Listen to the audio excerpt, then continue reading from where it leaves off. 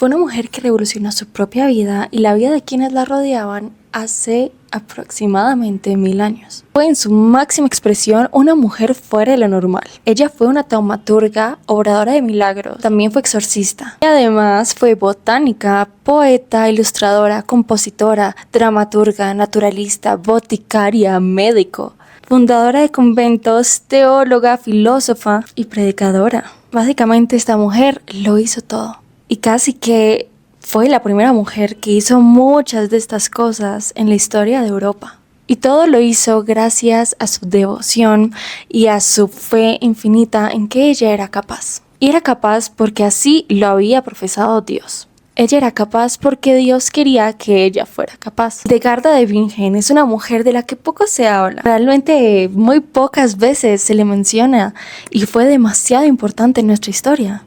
Como humanos, como mujeres. Y creo que se le puede aprender demasiado. Yo le he aprendido muchas cosas, así que se las quiero presentar con mucho amor, mucha admiración y mucha devoción. Bienvenidos a una nueva hora del té digital, un lugar donde hablamos de todo y de nada, mientras nos tomamos una taza de té.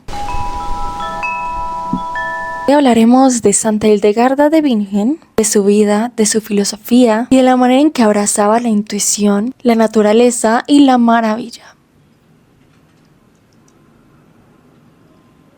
Comencemos por su historia. Hildegarda nació en 1098 en una región alemana atravesada por ríos, bosques y monasterios. Creció rodeada de Dios, porque fue la menor de una familia noble que quería encaminarla en el camino de ser monja.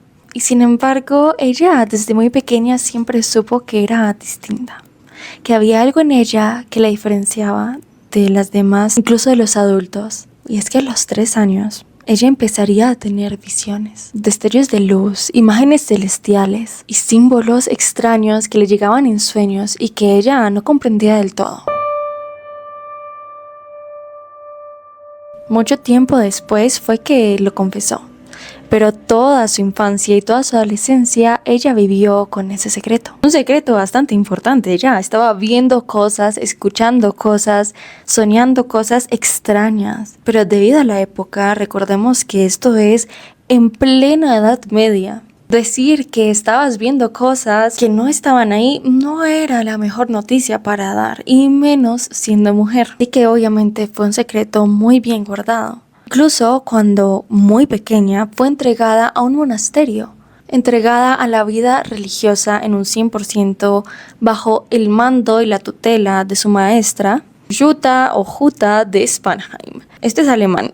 Una mujer noble también de la nobleza que ya vivía recluida en este monasterio. Realmente no estoy muy segura cómo era la relación entre ellas dos. Obviamente nada romántico, me refiero a que sí, quizá eran como una señorita Miel y Matilda. ¿Saben? No sé. Quizás sí, porque allí Hildegarda aprendió a rezar, a leer, a cantar y sobre todo a habitar el silencio. A hacer las paces con ese silencio le provocaba esas visiones que ella tenía. Y fueron décadas de una vida en silencio, de contemplación, de una vida muy cercana al Dios, que en ese momento era un Dios muy sublime, muy serio, también un Dios demasiado masculino. Sin embargo, también su monasterio empezó a crecer, empezaron a llegar más mujeres que después de la muerte de Jutta, de su maestra, la eligieron a ella, a Hildegarda, como su abadesa, como su líder, como su guía espiritual y su guía filosófica. Para ese momento ella ya tenía casi 40 años. Había sido una vida entera de reflexión, de obediencia, de silencio. Pero es en ese momento, después de que es elegida por todas sus hermanas, después de que se da cuenta que quizá haya reflexionado mucho, es en ese momento que siente el llamado divino a que empiece a escribir sus visiones, a que no las mantenga más en el secreto, en silencio, sino que empiece a sacarlas de ella. Así es como nace una de sus primeras obras maestras, que se llama Svías. Dios mío, esto está en latín. Me puse a investigar de gente con nombres que no puedo pronunciar. Algo aprenderé de eso. Que básicamente traduce a los caminos de Dios. Y es que no era un libro común y corriente, religioso de esa época. No eran tan solo las enseñanzas que traía la palabra de Dios, ni tampoco sermones. Eran sus visiones. Era conocimiento que provenía de su cabeza, de su alma y de su intuición. Pero no solo por eso el libro fue tan extraño y extravagante para su época. Porque en este libro, como les digo, no eran solo sermones, no eran solo la repetición más o menos de lo que uno puede aprender de la Biblia, sino que era básicamente el origen del universo, según ella. Describió el alma, describió el cosmos, incluso se atrevió a describir a Dios. Y digo se atrevió porque en esa época, recuerden que esto es hace 1000 años, Dios era un Dios sublime y profundamente misterioso y que inspiraba mucho miedo y obediencia. Pero en este libro ella habla del pecado, de la redención, de un Dios que es capaz de perdonar, de un Dios que es más humano que nunca, más mundo que nunca. Y no se trataba de traer a Dios a un plano terrenal o de equivalerse a Dios. Trataba de un profundo análisis a lo divino y de una profunda curiosidad. Y realmente nadie se atrevía a hacer esto. Era muy revolucionario. Borderline, la gente pensaba que ella era un poco peligrosa, porque con los dibujos que incluía y las descripciones que hacía, eso realmente solo se atrevió a hacerlo Leonardo da Vinci. Nadie más. Y incluso Dante, hablando del pecado y de la redención y todo esto. Pero obviamente Hildegarda lo hizo primero. 500 años antes que ellos. Ella lo hizo primero. Siempre una mujer haciendo eso, ¿no? Y así es como sus textos llamaron la atención de figuras muy importantes en la iglesia. Mucho esfuerzo y con mucha valentía es que ella deja de ser una figura extraña y misteriosa de la mujer escondida en el monasterio a ser una voz escuchada por toda Europa.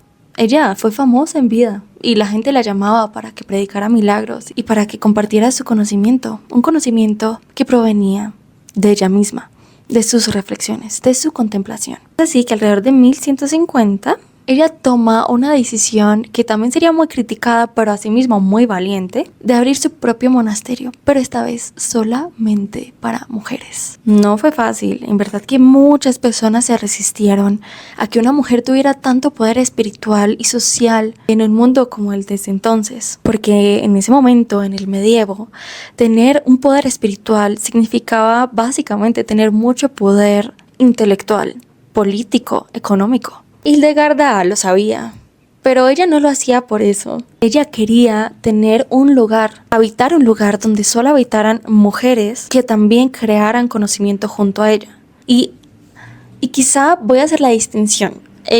Obviamente, ella creció en un monasterio de monjas que se recluían, donde solo convivían entre mujeres. Pero los monasterios suelen tener padres y curas y monaguillos que son hombres. Ella proponía sacerdotisas y mujeres en toda la estructura de la iglesia en su monasterio.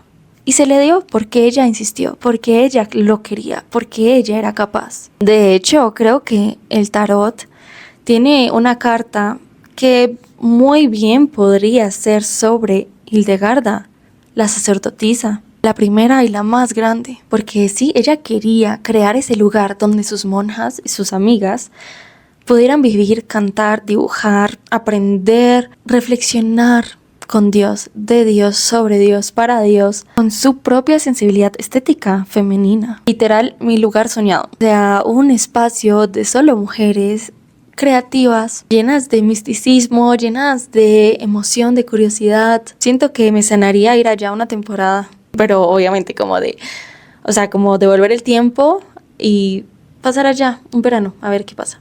Es que era muy bello. Imagino que ese lugar que ella creó se convirtió pronto en un lugar seguro para muchas mujeres, tranquilas, curiosas, llenas de energía y de fe, donde podían culminar todos los encuentros que tenían sociales en aprendizaje mutuo, en reflexión mutua, en crecimiento espiritual. Y es que era eso, un acercamiento a Dios a través de lo femenino, a través de la mujer. Algo sumamente rebelde para el momento. Y desde allí, desde su propio refugio, podríamos llamarle, Escribió cartas a papas, emperadores, reyes, obispos, monjes, nobles, a un montón de personas, de hombres, y les hablaba con una firmeza demasiado extraña para la época, pero también muy dulce, muy maternal, muy femenina, muy cuidadosa, muy delicada. Y yo, perfecta. Y lo que ella hacía era aconsejar, corregir, ayudar. Y toda esta correspondencia que tuvo fue muy gratamente recibida, muy admirable. Y aunque era extraño y muchas personas sí se cuidaban de tener contacto con Hildegarda, muchas otras la buscaban porque jamás habían conocido a una mujer, a una persona como ella. Porque ella no buscaba poder, ella buscaba ser quien hablara de la verdad, de su verdad, que era la verdad de Dios, del Dios que ella encontró desde los tres, desde esas visiones que ella tenía. Y así entonces fue inevitable que muchas personas la escucharan, que la siguieran, que la quisieran. Y ella, o sea, ella disfrutaba de eso porque, y no es que disfrutara de eso, más bien ella sentía que estaba cumpliendo el deber que Dios le había dado al haber nacido. Así que compuso música y sus cantos, que son luminosos y hermosos. En serio, muchas personas sentían que eran los cantos de los ángeles. Ella quiso replicar la voz de los ángeles allí. Por cierto, estas son 3 canciones que yo le escucho a ella siempre que quiero sentirme cercana a su filosofía de vida. Me fascinan. Siento que, o sea, yo ya me meto en el viaje y yo ya me siento allá en su monasterio y es hermoso. O sea, su arte es profundamente bello porque es profundamente sincero y transparente. Me encanta, por si lo quieren chequear, deberían. Es que para Hildegarda el arte, la música, la poesía, el teatro, era una forma de recordar la armonía que tiene este mundo, la armonía natural de las cosas. Y sí, porque todo lo que ella componía, de hecho lo hacía muy perfectamente. Hoy en día se diría que era hasta científico, ¿sabes? Con las escalas perfectas para que la armonía fuera sumamente perfecta, que hasta hoy en día se dice que incluso sus canciones son la prueba irrefutable de que la física atraviesa todo y que de ese modo entonces el arte está lleno de física y que el arte no es solo como algo que hacemos los humanos para divertirnos, sino que es algo demasiado vital para nuestra vida y nuestra alma. Que ella sentía eso, ella tenía esos presentimientos de que nosotros como humanos seamos parte de este mundo más de lo que creíamos, porque en el medievo, y como se suele pensar, era una época muy oscura, muy misteriosa, pero no era del todo así. De hecho, quizá era así porque las personas corrían el mundo y se encontraban con cosas extrañas y eran viajeros. Fue una época de viajeros y se encontraban con cosas extrañas que no tenían respuesta ante sus ojos. Por ejemplo, todo el descubrimiento de América que se da unos años después es demasiado extraño, es como muy miedoso. Entonces, obviamente, como que quedó ese sentimiento de que la época medieval era oscura, misteriosa, extraña, pero en realidad fue una época de mucha luz, de mucho descubrimiento, de mucha curiosidad. Hildegarda es el perfecto ejemplo de ello, porque ella concebía que nosotros, como seres terrenales, también podríamos guardar un poco de gracia divina dentro de nosotros. Y asimismo con las plantas, con los animales, que había un pedazo de Dios dentro de cada uno de los seres vivos que habitan esta tierra. Así que ella escribió sobre plantas, sobre animales, sobre hierbas, sobre minerales, sobre el cuerpo, sobre las enfermedades, porque ella observaba la naturaleza como si este fuera un libro abierto, el libro que Dios había dejado en este mundo para que nosotros como humanos lo estudiáramos. Y así es como ella empieza a creer que todo lo que existe en este mundo estaba atravesado, y sobre todo los humanos, estaba atravesado por una energía verde y viva. Una fuerza muy fecunda que ella llamaba viriditas, verdor, vitalidad, la savia secreta de Dios en todas las cosas, básicamente. Puesto que para ella, como les decía, la naturaleza era como una porción física de la Biblia que podía ser estudiada, que podía ser admirada, que podía ser desdeñada, que podía ser analizada. Y teniendo este contexto, a una Hildegarda que está rodeada de mujeres en un lugar que ella misma ha creado. Una Hildegarda que tiene aproximadamente entre 40 y 55 años. Una Hildegarda que se ha pasado toda su vida entre visiones divinas, contemplación y mucho estudio. Podemos ahora hablar de su filosofía, de la manera en que ella se conducía por el mundo, de su manera de guiar a los demás y de comprender su propia existencia. Así que hablemos de su filosofía. Hildegarda per se fue una amante de la palabra. Ella quiso imitar la voz de los ángeles en las canciones que compuso, en su poesía, en su teatro, porque para ella las palabras tenían el poder de curar. Y esto porque toda su vida defendió la intuición femenina. Y esto porque las visiones que ella tenía llegaban a ella cuando estaba consciente. O sea, no era que, a veces las soñaba, pero no era que siempre fueran sueños lúcidos o pesadillas. No, ella se sentaba y veía a Dios y veía a los ángeles. Y ella decía, esta es mi intuición. Y es que para Hildegarda la intuición conlleva un autoconocimiento profundo, un autoconocimiento interior que no puede obviarse porque para ella ahí está el milagro.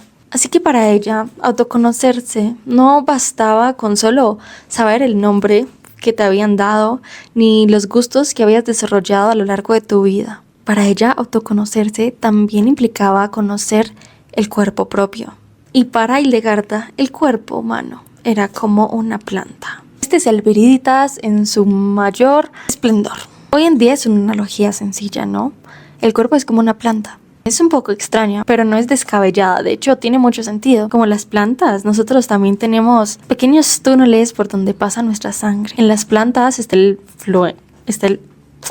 xilema y ¿cómo se llama? El floema.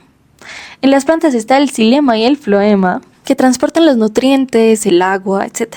Y es que hay que recordar que para ese entonces se había perdido mucho el conocimiento que ya tenía la antigua Grecia respecto al cuerpo humano. De hecho, muy pocas personas tenían acceso al conocimiento y a la idea de que dentro de nosotros hay sangre. Y es extraño pensarlo, pero en ese entonces esa era la realidad. Las personas crecían en lugares donde un libro era el objeto más extraño y más extranjero del mundo. Y solo en los libros estaba el conocimiento. Por lo demás, existía la palabra, y existían los mitos y las fábulas, y existía el aprendizaje que se daba a través de hablar. Y era muy poca la gente que conocía el cuerpo humano. Ese conocimiento se reservaba para la iglesia. Y qué alegría y menos mal que Hildegarda hacía parte de la iglesia, porque se atrevió a explicar el cuerpo, a explicar todo lo que somos a través de analogías bellísimas, como lo es que el cuerpo es como una planta. Entonces, siendo el cuerpo como una planta, visto como una planta, era apenas normal que entre nosotros habitara una fuerza verde, el alma. Una fuerza que podía ser alimentada espiritualmente, una fuerza como una chispa. Y hay algo genial, y es que esta fuerza, ella solía ligarla mucho a la feminidad y a la fertilidad, porque para ella el punto clave de toda nuestra historia era Eva, porque Eva representaba, siendo una mujer capaz de dar vida, ella representaba la posibilidad de la vida divina sobre la tierra. Y así, toda mujer, como Eva, representaba esa intuición femenina, esa capacidad femenina de poblar la tierra de seres divinos. Y así es como ella empieza a pensar el alma.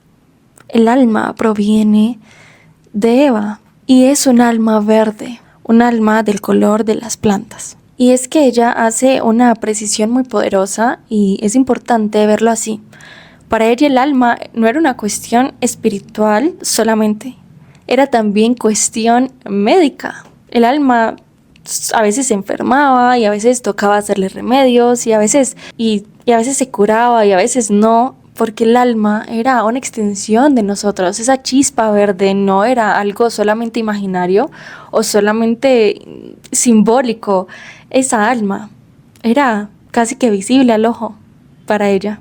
Y así es como ella plantea uno de los conceptos que más me fascinan de su filosofía, y es las fotosíntesis espirituales que uno como humano era capaz de hacer. Ella decía que hay momentos en que nuestra alma se siente agotada, se siente perdida, y la única manera para lograr dar con ella otra vez, para curarla, para sanarla, era que ella pasara por una fotosíntesis espiritual, tal cual como una planta. Salir al sol a un rato, leer los textos correctos, tomar el agua correcta y necesaria. Y una vez hecho todo esto, ocurría la fotosíntesis espiritual. Y así, un alma sana. Eso era lo que nos mantenía con una buena vida social, espiritual, creativa, solamente si nuestra alma ya había pasado por una fotosíntesis. Y es a partir de esta filosofía que ella empieza a explorar que nace uno de sus libros más hermosos, obra maestra, que ella tiene, Física, en la que defiende que Dios hace parte de la naturaleza y que la naturaleza hace parte de Dios, porque es su obra.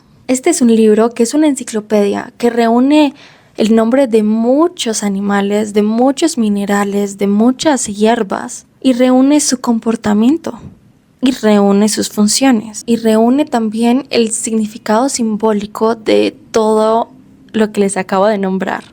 Se dice que este bestiario, porque se puede llamar así, porque es una compilación de muchos seres vivos que entonces vivían, dice que fue el primer libro pedagógico de conocimiento, porque tiene ilustraciones muy detalladas, descripciones demasiado específicas y explícitas. Y es muy bello esto porque, como les decía, era personas como ella y mujeres como ella quienes estaban esparciendo el conocimiento en el mundo. Y todo lo que ella puso en este libro lo hizo a través y a partir de la curiosidad y de la fascinación por lo que sus ojos veían, por lo que rodeaba su cotidianidad. Y obviamente estamos hablando de Hildegarda. Este libro no fue de inmediato considerado una obra de arte ni una obra maestra. Para entonces la curiosidad era vista como peligrosa y hasta repulsiva, y sobre todo proveniente de una mujer.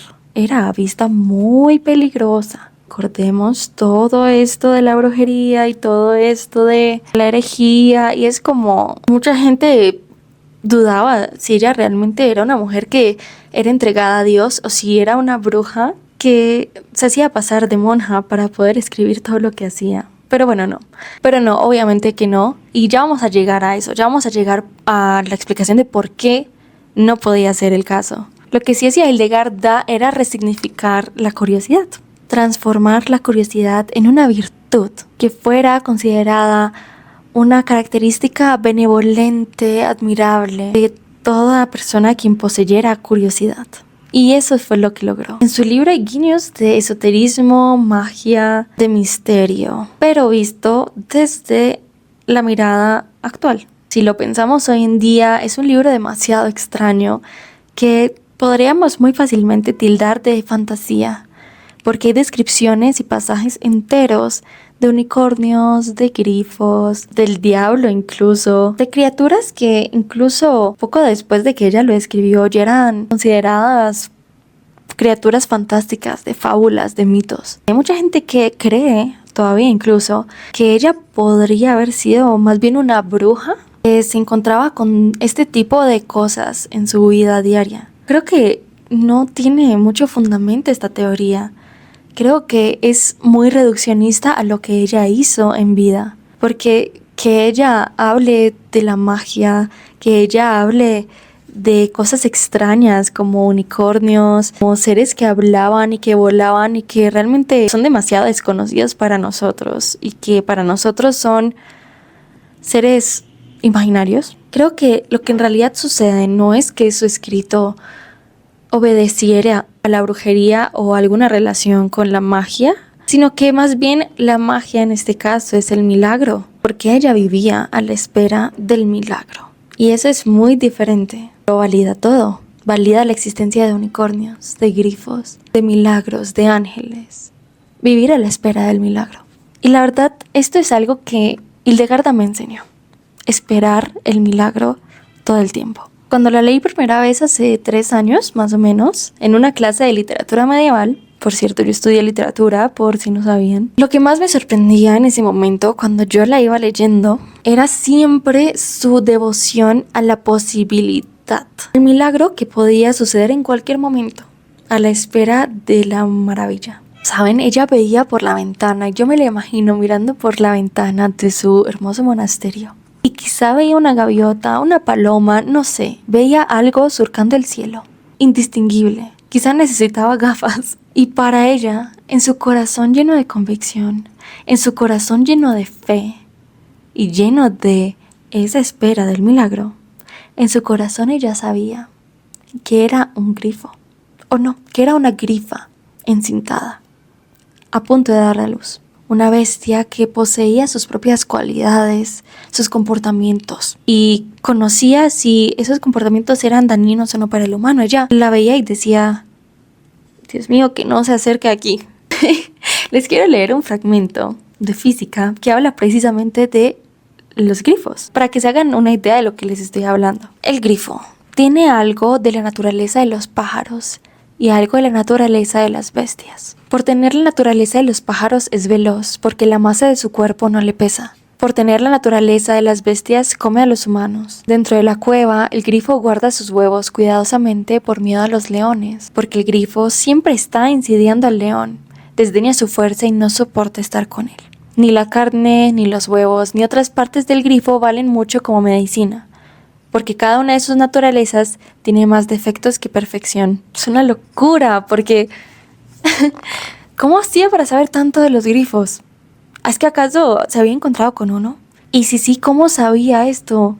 ¿Es que acaso yo había intentado experimentar con, no sé, las plumas de los grifos para alguna medicina y dijo: no, esto no sirve? No sabemos. Lo que sí sabemos es que ya tenía la certeza de que estas bestias existían, de que estos eran animales reales que revoloteaban cerca a su monasterio. Y creo que esto viene simplemente de que ella esperaba que así fuera.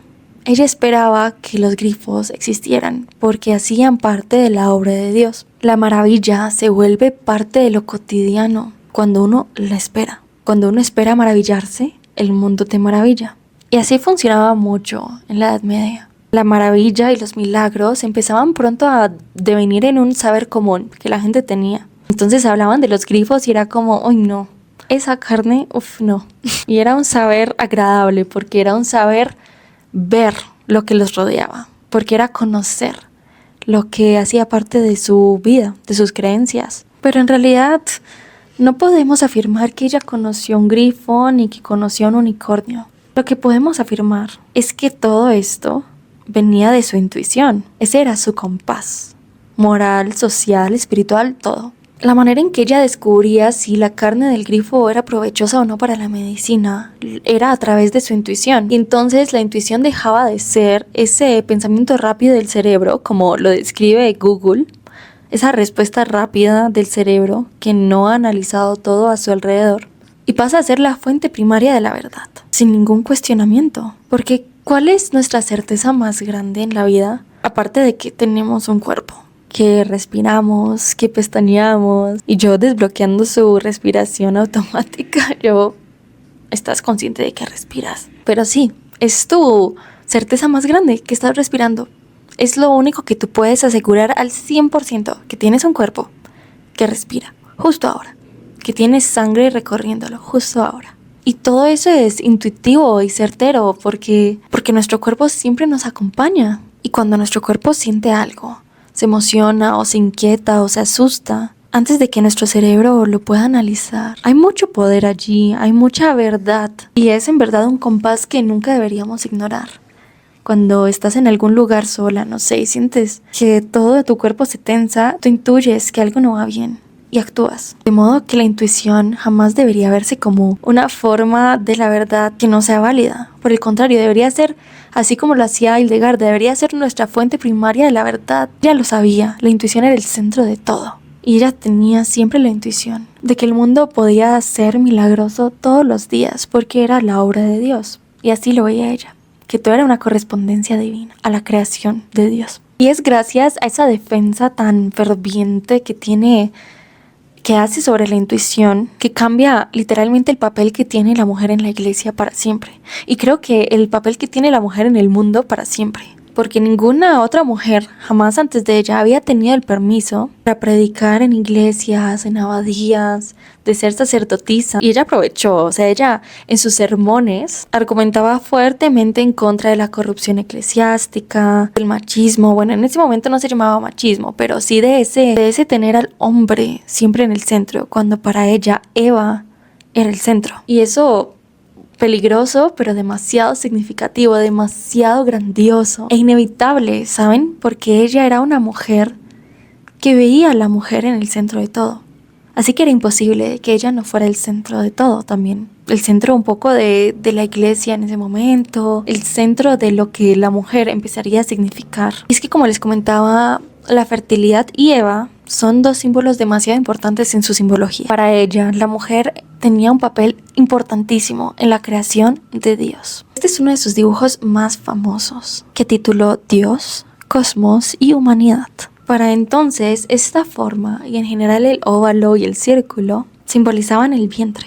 Y el vientre, para ella, el comienzo de todo, del humano, de Dios, de los animales. Obviamente ella no cuestionaba el dominio masculino como lo cuestionamos hoy en día. O sea, ella no era, en ese momento ella no era feminista, pero hoy podríamos verla como un icono feminista. No hay que olvidar eso, porque ella, pues, hacía parte de una época que no podía ignorar del todo, a pesar de que fuera revolucionaria, a pesar de que fuera un poquito como que quería ser única y diferente, ella igual hacía parte de doctrinas, de ideologías, de pensamientos muy difíciles de romper, porque eran su contexto y porque la religión que ella profesaba y que ella adoraba no le permitían hacer esto. Pero a pesar de eso, ella fue, o sea, al punto en el que ella lo pudo hacer, lo hizo. Es lo que quiero decir. Más bien porque no era tanto como que cuestionara el dominio masculino, sino que valoraba mucho y demás el dominio femenino, la feminidad. En sus libros ella abarcaba temas como la menstruación, incluso el orgasmo, hablaba de la menopausia y eso nadie se atrevía a hacer eso. Y ella no lo hacía de rebelde, sino con devoción, diciendo: esto es lo que creó el mundo, hay que hablarlo. Para ese momento, las mujeres solamente eran como el instrumento. O sea, terriblemente mal en ese sentido, pero lo que ella hace es darle el valor al placer femenino, porque ese placer conllevaba el fruto divino. O sea, ella fue muy genia. Ella en verdad hizo y logró que la mujer significara para muchas personas que la seguían y que confiaban en ella, que la mujer significara la divinidad sobre la tierra. Y así es como, según su filosofía, es a través de la naturaleza, de lo natural, de la sangre, de la menstruación, de las plantas, que uno puede volver a Dios. Y así entonces cabe pensar que es a través de Dios, de evocarlo como creador de todas las cosas, que uno puede también retornar a la naturaleza. Es como una relación que va y viene, no pueden existir sin el otro, y eso es bellísimo. Eso es profundamente hermoso. O sea, yo creo en todo lo que ella dijo y siento que todo lo que ella dijo es verdad. Y abraza todo lo que es mi vida y mis creeres y mis creencias. Y la amo. Es un icono, icónica. Hildegarda murió 17 de septiembre de 1179, cerca del Rin, muy cerca de donde había nacido. Tenía más de 80 años y dejó tras de sí muchos libros, canciones, poemas, aprendizajes, reflexiones, demasiado visionarios sobre la salud, sobre la naturaleza, sobre la mujer, sobre la religión. Durante siglos fue venerada porque, como les decía, ella fue famosa y fue muy venerada después de su muerte, especialmente en Alemania, claro, de donde era, porque bueno, la voz no se pasó tan rápidamente a través de los años. Y realmente ella no fue santa en vida, sino que este fue un título que se le otorgó, de hecho, hace muy poco, en 2012, por el Papa Benedicto XVI, quien también la proclamó como doctora de la Iglesia. Y creo que fue a partir de este año que la gente empezó a hablar mucho más de ella, porque antes todo lo que ella había descubierto, todo lo que ella había creado, se había quedado un poco como en Europa del Este. Pero es a partir de esta proclamación de concebirla como santa en el Vaticano hace muy pocos años, que se le otorga a Hildegarda el reconocimiento que merece. Y esta es la historia de Hildegarda de Bingen, una mujer que nació entre monasterios, entre ríos, entre bosques, que creó música, teatro, poesía, una obra que literalmente atravesó siglos y siglos y siglos para que hoy en día siga resignificando la relación que nosotros tenemos con la naturaleza, con la mujer, con nuestra intuición, con la curiosidad. Creo que más que una santa, podría reconocerse como una mujer que cambió la historia. Una mujer demasiado singular, demasiado única, que nos sigue hablando a través de los siglos, que nos sigue enseñando, que nos sigue guiando. Creo que ella fue una de las mayores razones por las que me reconcilié con Dios, con la religión, porque es la clara prueba de que la espiritualidad la eliges tú, la manera en que la vives, la eliges tú y la interpretas tú. Y eso me parece espectacular. Oigan, me di cuenta de que el día no infusionó y que no tomé nada, pero les hablé de muchas otras cosas que hizo Hildegarda, que no mencioné aquí porque son demasiadas. Ella es que es una genia, pero que les invito a que averigüen más de ella, a que aprendan de ella, a sus ritmos, de la manera en que ella deba llegar a sus vidas, porque estoy segura que algo va a calar dentro de ustedes, porque ese es su efecto.